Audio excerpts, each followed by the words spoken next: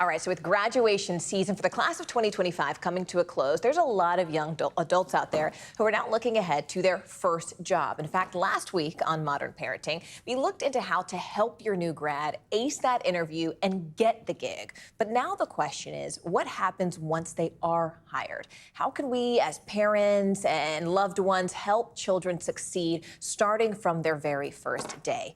Career and workplace expert Laura Gassner Otting joins us now.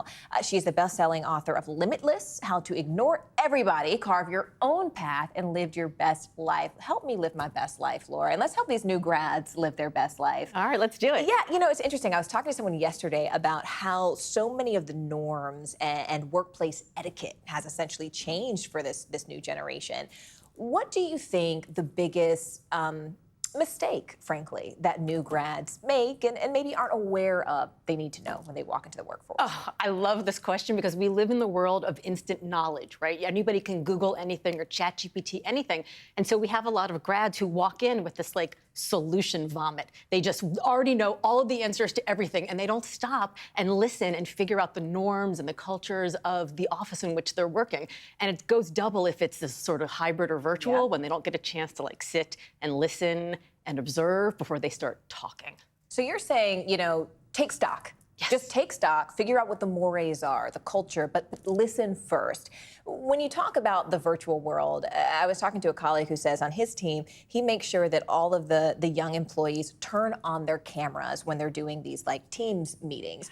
Are there other things like that that maybe a recent grad wouldn't think of, but knows they need to do to really put their best foot forward? Sure. I mean, look, everybody is worried about how engaged their employees are. Are their employees really showing up? Do they care, especially virtual, but even in person? Like if you're in an 8 a.m. lecture and you pull out your phone, the professor's not going to notice. But if you're in a meeting and you pull out your phone, your boss is going to notice. Yeah. And even if you're like taking notes on your phone, they don't know that. They think you're checking social media. They think you're checking out. So you have to be really engaged. Like all those old things, the firm handshake and the eye contact. And, you know, being early is being on time, showing up, saying what you do, doing what you say. The bar is pretty low, but it's also pretty obvious. I love that you said that. I mean, it's sort of like what's old is new. These standard pillars, right, that guided us still work, essentially, I hear you saying. Yeah, because at the end of the day, what's old is new because your boss is probably, like me, old, right? So they're still using Spring chicken,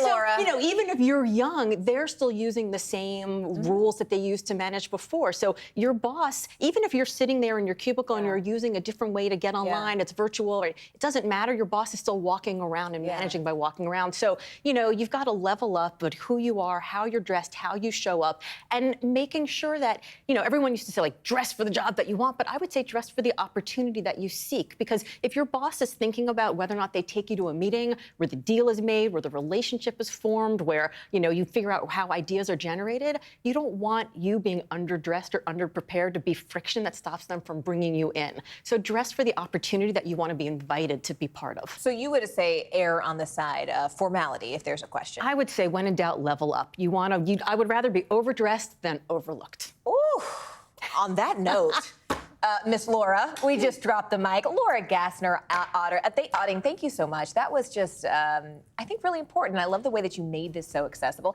not just for recent grads, but for all of us. These are good reminders. Laura, thank you so much. Thank you. Stay right here. You are watching NBC News Daily.